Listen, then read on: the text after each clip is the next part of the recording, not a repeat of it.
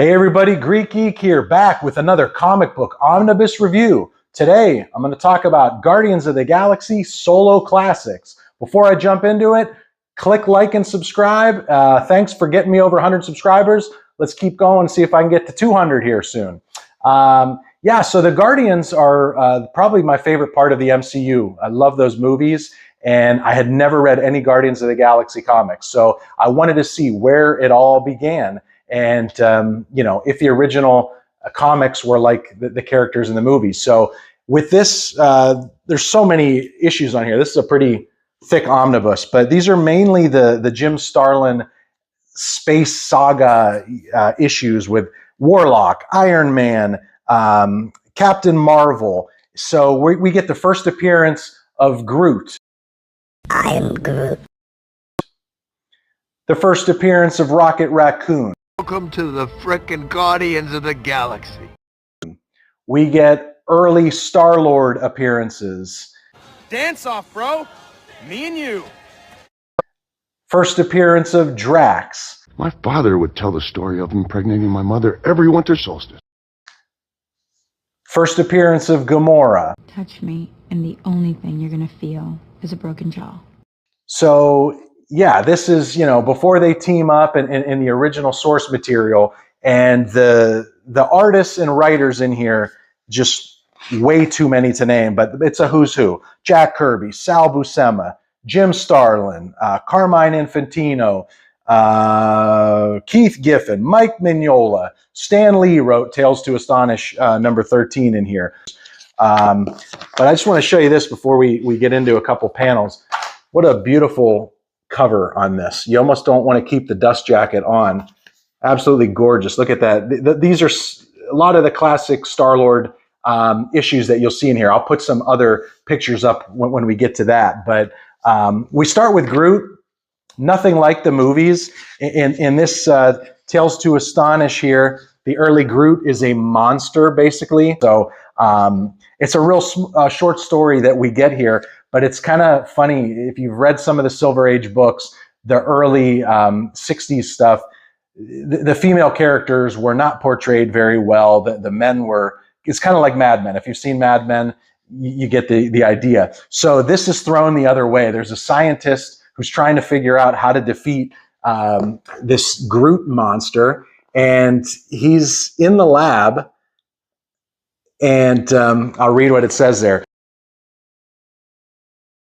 The girl says to him, "What are you hiding in here for? Why aren't you out there with the other men trying to stop that monster? Must you be weak and spineless to the bitter end?" So super cheesy and funny to see it turn the other way. But Groot is nothing like we see the lovable Groot in the movies. Rocket Raccon shows up in the Incredible Hulk issues here.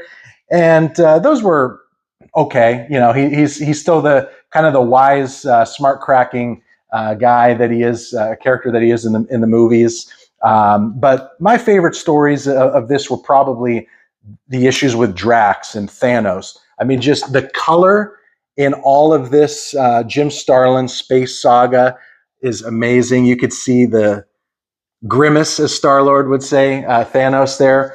And yeah, he looks nothing like he does in the movies.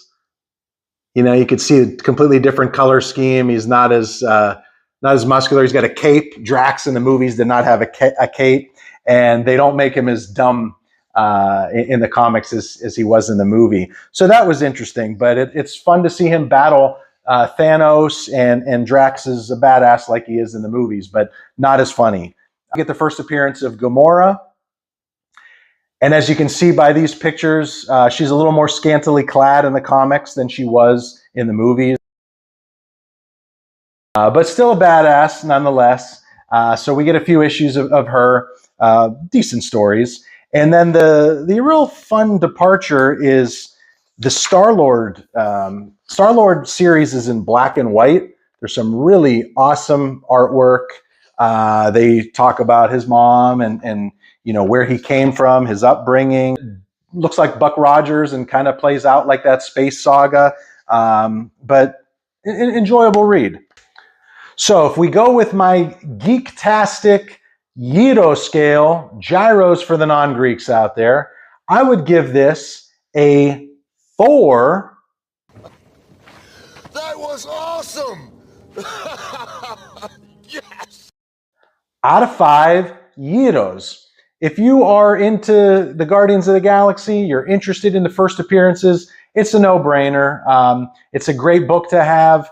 I did skip through a couple of the stories. They're super corny. But, you know, with an omnibus this big, you can do that and still get your money's worth. You can grab it on Amazon every once in a while. I've seen it for 50, 60 bucks. It's usually between 70 and 80. Not bad for the amount of content that you get. Like I said, I will put a referral link to Amazon if you want to help the channel and click on that. Comment, like, and subscribe. See you next time.